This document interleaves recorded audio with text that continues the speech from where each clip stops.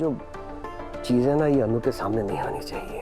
अगर अनु को एक भी सवाल का जवाब मिल गया ना तो इसका सबसे पहला और सबसे बुरा असर तेरे और अनु के रिश्ते पर होगा। हर इंसान इस दुनिया में अपना भाग्य लेकर आता है।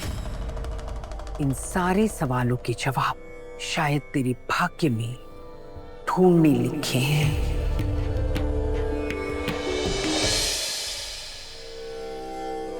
अपनी दोनों हथेलियों से इन चावलों को उठा। अब अपनी मुट्ठियां बंद कर ले और माता रानी का नाम लेकर धीरे धीरे इन चावलों को नीचे गिरा।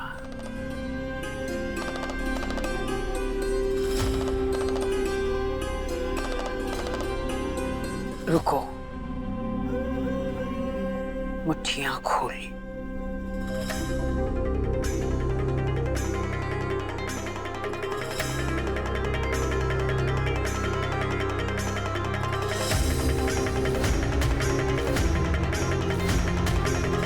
मिल गए तुझे तेरे जवाब।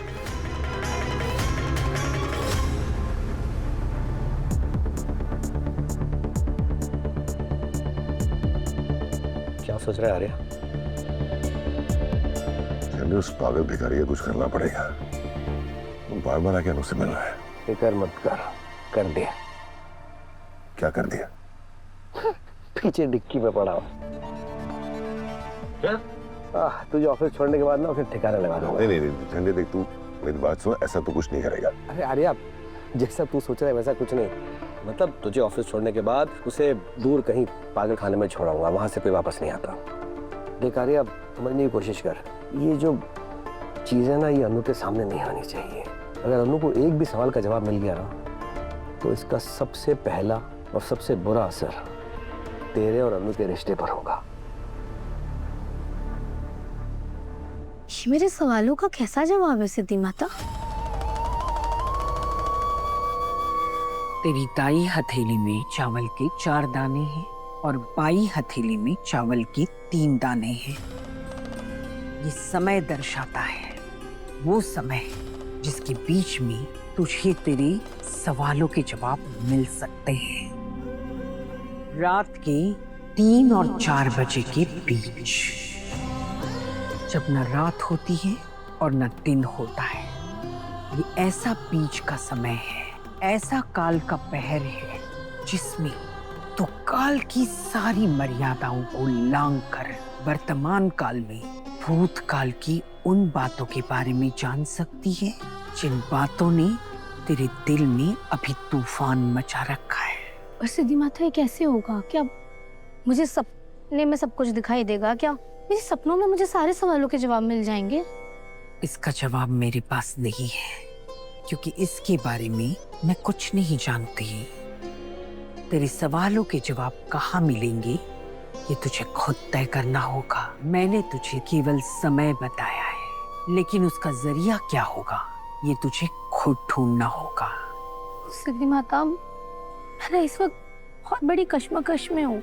एक तरफ मुझे दिखने वाले सपने मजबूर कर रहे हैं राजनंदिनी जी के बारे में और जानने के लिए, उन्हें और करीब से जानने के लिए। तो दूसरी ओर मेरे पति हैं, मेरे आर्य सर हैं, और डॉक्टर की सलाह के बाद तो उन्होंने मुझे साफ साफ मना कर दिया है कि मैं इन सब चीज़ों के बारे में सोचना भी छोड़ दूँ। और इन सब चीज़ों के बारे में सोचना छोड़ने का मतलब यही है कि मैं अपने सवालों के जवाब ढूंढना भी बंद कर दूँ। तो आप ही बताइए ना, मैं उनकी बात को कैसे टाल सकती? हर इंसान इस दुनिया में अपना भाग्य लेकर आता है। इन सारे सवालों के जवाब शायद तेरे भाग्य में ढूंढने लिखे हैं।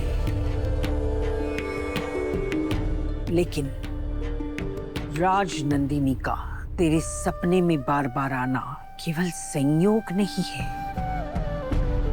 ये एक संकेत है। ये संकेत दर्शाता है कि तुझे सच को तलाशना होगा, जिसकी तरफ बार बार तुझे इशारा किया जा रहा है।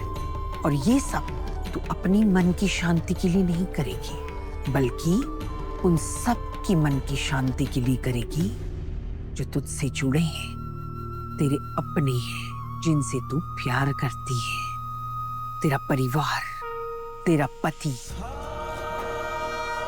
उनके लिए।